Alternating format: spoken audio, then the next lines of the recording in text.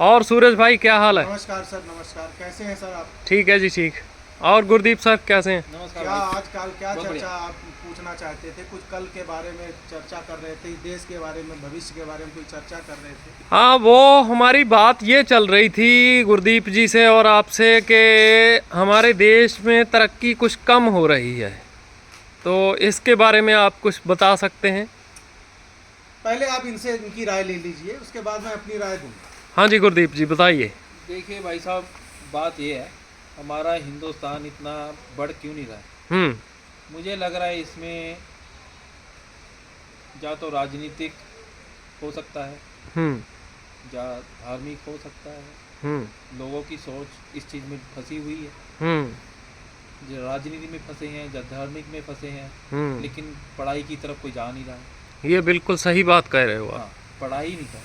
हम्म। मुझे लग रहा है लोग या फिर पढ़े हुए हैं, हाँ। या तो सिर्फ पढ़े हुए हैं, हम्म। पढ़ाई में फंसे हुए हैं किताबों में, हम्म। लेकिन वो दिमाग नहीं चला रहे। हम्म। मुझे आपका यही सूरज लग जी, रहा है। आपका आप क्या देखिए, कहना है? आप क्या कहना चाहते हैं? देखिए, इन्होंने जो बात बोला है, इन्होंने तो बहुत लंबा घुमा दिया, किसी का इनका है, किसी का उसका। इसका एक ही मूल कारण है। हम्म। मेरा जो मानना है वो सिर्फ एक मूल कारण है। अच्छा। इस देश में हम्म। हम्म। आस्था की कमी। हम्म। आस्था किसी में किसी से जो है, अगर आस्था से डेवलप कर दिया जाए, विश्वास, हम्म। सब कुछ सुधर जाए। आस्था थोड़ा खुल के बताइए हमें कुछ अच्छी तरह, हमारे दर्शक जो सुनना चाह रहे हैं उनको। देखिए, आज के जमाने में आप अमेरिका को आप कहते हो कि बहुत डेवलप है, हम्म। आप चाइना को कहते हो बहुत डेवलप है, लेकिन उनकी संस्कृति देखिए क्या डेवलप है? नहीं, वो तो बहुत पीछे है। उनका क्राइम रेट देखिए कि डेवलप है। नहीं।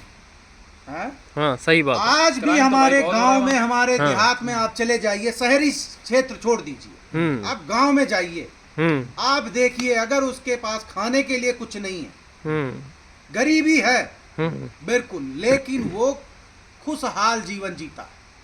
बीमार पड़ा है फिर भी वो खुशहाल है। यहाँ लोगों के पैसे से कोई विकास नहीं हुआ आज तक, किसी का पैसे से किसी का विकास नहीं हुआ। अच्छा भाई, ठीक है। सही अगर बोल रहे धर्म के प्रति एकदम सही आपकी बात। आस्था डेवलप हो जाए, आस्था अगर धर्म के प्रति लग जाए, तो आपके अंदर ऑटोमेटिक सबसे पहले जो जन्म लेगा वो ईमानदारी होगी। सबसे पहला जो जन्म लेगा आपके अंदर वो ईमानदारी होगी। अगर आप धार्मिक हैं तो आप ईमानदार बनेंगे, किसी भी धर्म से संबंध रखते हैं। मतलब ये नहीं है कि कोई एक स्पेशल धर्म, स्पेशल कैटेगरी। कोई भी बंदा अगर धार्मिक है तो उसके अंदर आस्था ने जब जन्म लिया धर्म की, आप ये देखेंगे कि वो बंदा सबसे पहले झूठ बोलना कम कर देगा। यार भाई साहब, लेकिन इन्होंने तो देखो, देश विस्तार, देश आगे क्यों नहीं बढ़ रहा, इसकी आगे बात कर रहे हैं हम लोग। ईमानदारी की कमी, आप बताइए। ईमानदारी की कमी। हाँ। हर व्यक्ति घर घर में बाप बेटे से लड़ रहा है, बहू सास से लड़ रही है, दोस्त दोस्त से लड़ रहा है। कोई किसी के ऊपर विश्वास करता ही नहीं, कर नहीं रहा है। नहीं कर रहा है। हाँ। आप सही बोल देखिए, घर घर में विकास नहीं हो रहा, घर का विकास नहीं हो रहा। घर में भी आपस में लड़ी जा रही आप है। डोनेशन दे दो, आप किसी का घर बनवा दो, महल बनवा दो, क्या उससे विकास करेगा?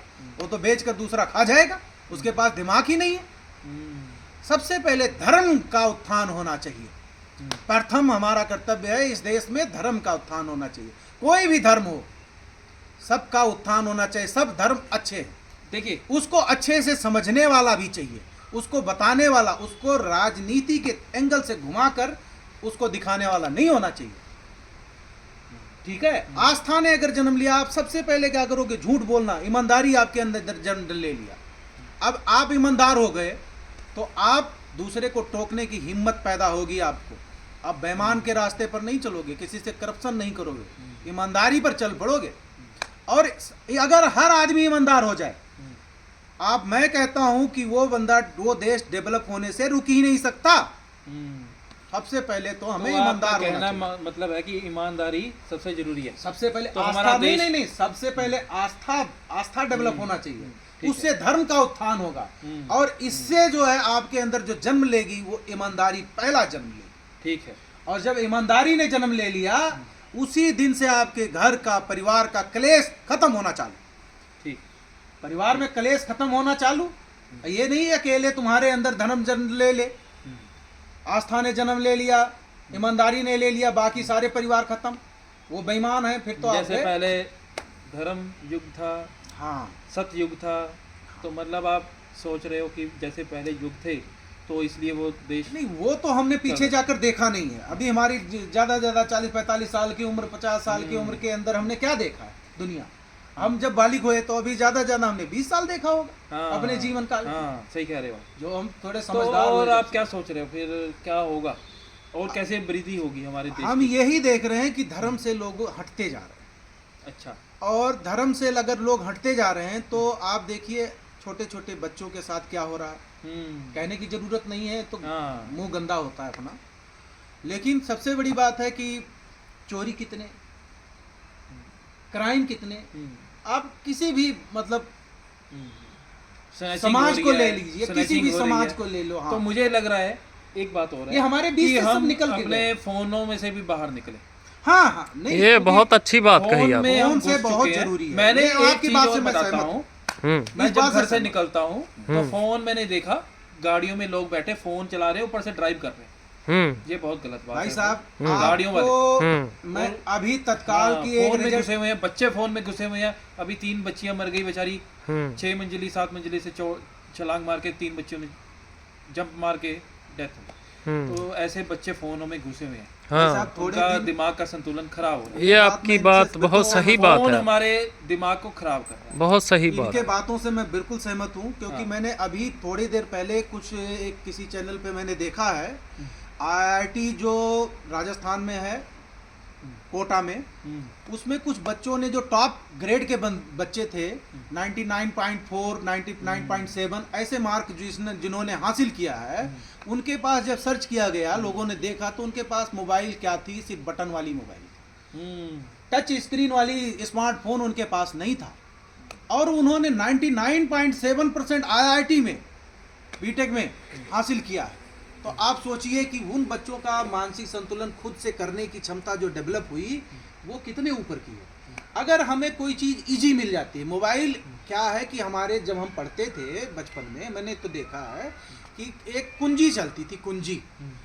तो हमारे टीचर अगर कुंजी पा जाते थे तो हमें बहुत धुलाई करते थे कि कुंजी से तुमने जो है पढ़ाई नहीं करना है, तुम्हें पढ़ाई अपने दिमाग से, टीचर से, किताब से, इससे करना है। अब आपके दिमाग में थोड़ा क्वेश्चन पैदा हुआ, तुरंत तुमने देख लिया, अब वो रहेगा ही याद नहीं, दिमाग में बैठेगा आप सही नहीं, बोल रहे हो, उसके लिए मेहनत किया है नहीं। सही बोल रहे हो। ठीक है, इसलिए इससे ठीक है फोन से आप दूर निकलो। ये लास्ट ऑप्शन होना चाहिए। पहला आपका किताब, उसके बाद आपका जो है इंटरनेट पे, साइबर कैफे हाँ, पे आप कर ये सकते जब हैं। कोई ना मिले आपको तो आपने इसको मेहनत करके उसके बाद कहीं से देख लिया, लेकिन इससे ज्यादातर दूरी बना कर रखो। फोन बहुत तत्काल, बहुत इमरजेंसी के लिए इसको यूज करो, हमारा तो मानना ही है। हालांकि ये बुरी सिस्टम नहीं है, ये एज लिमिट पर होना चाहिए। जब आपको कोई नौकरी मिल गई, आप कोई बिजनेस डेवलप कर लिए, आप रोजगार आपके हाथ में आ गया, उसके बाद आप चाहे जितना बड़ा स्क्रीन टच वाली मोबाइल ले लो, कोई भी ले लो, स्मार्टफोन ले लो या एप्पल ले लो, कुछ भी ले लो, वो चलता है क्योंकि उस समय समाज में जरूरत है इसकी। ठीक है सर टेक्नोलॉजी सूर्यभान से जी, दूर नहीं हमारा जाना थोड़ा सा टाइम ज़्यादा हो गया है, हम आपसे इजाज़त लेते हैं दोस्तों। सूर्यभान जी, जो भी आपने बताया आपका बहुत बहुत शुक्रिया। हमारे शो में, वीडियो बहुत लंबी हमारे शो में आने के लिए आपका बहुत धन्यवाद। हम आपके आपका भी सर बहुत बहुत धन्यवाद, हमारी राय आपने जाना। Thank you sir. और पता है ये इन एक चीजों भड़ास से हमारे हमारा अंदर देश- में वो पड़ी होती है। इन चीज़ों से हमारा देश आगे बढ़ेगा। हाँ, थैंक यू सर, मैंने थैंक अपना यू। विचार रख दिया, आप लोगों ने बहुत अपना अच्छे अपना विचार कमेंट करके बताए। बताएंगे आपको। जी जी, ठीक है भाई। बहुत अच्छे धन्यवाद विचार आपके। और ठीक है सर, ठीक ओके है सर। Okay sir.